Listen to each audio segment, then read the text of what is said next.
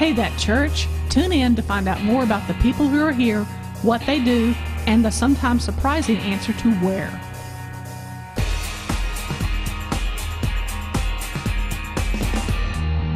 This week we hear from RicShon Talbert. She attends the services each week and invites others to watch with her. But you may be surprised at where she attends that church.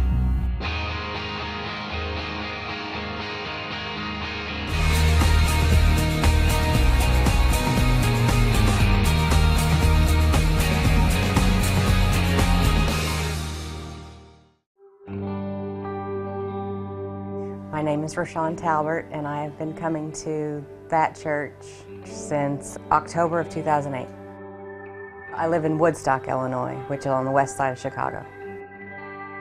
I came to Mercy's Cross and it was big. God is big on the small, and I have it on my computer.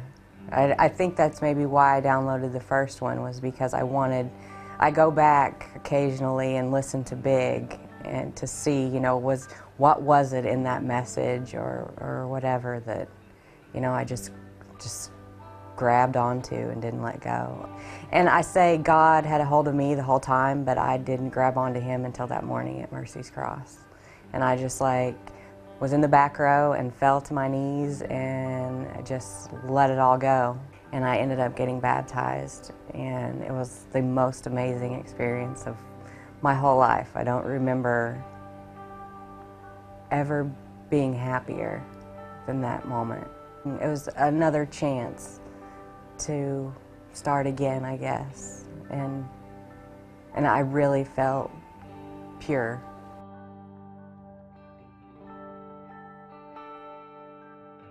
I ended up losing my job and decided that every door had closed for me in Arkansas, and I was moved back closer to my family, and the closest family member was 7 hours away.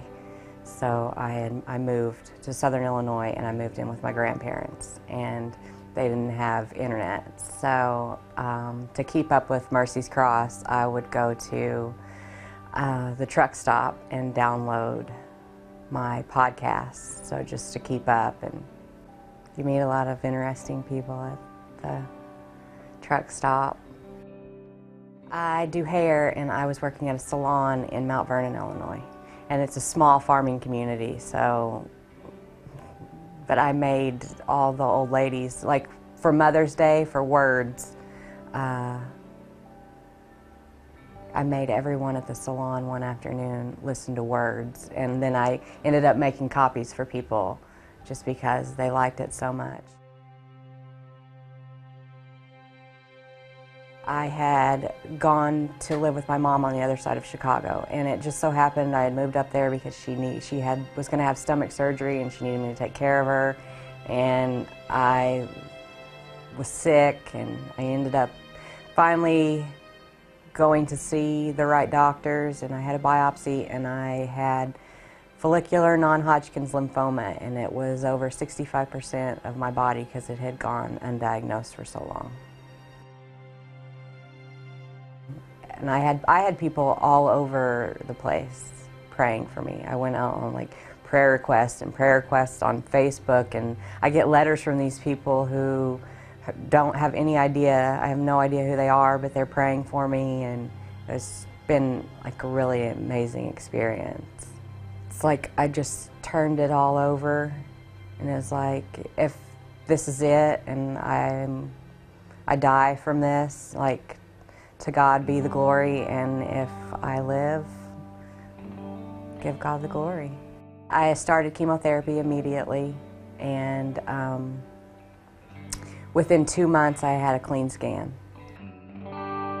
If I didn't have the podcasts and I wasn't really listening and I didn't grab on, I wouldn't have dealt with learning that I had cancer and then doing so well with chemotherapy, because I've kept it all in check because I study the podcast. They're my Bible study.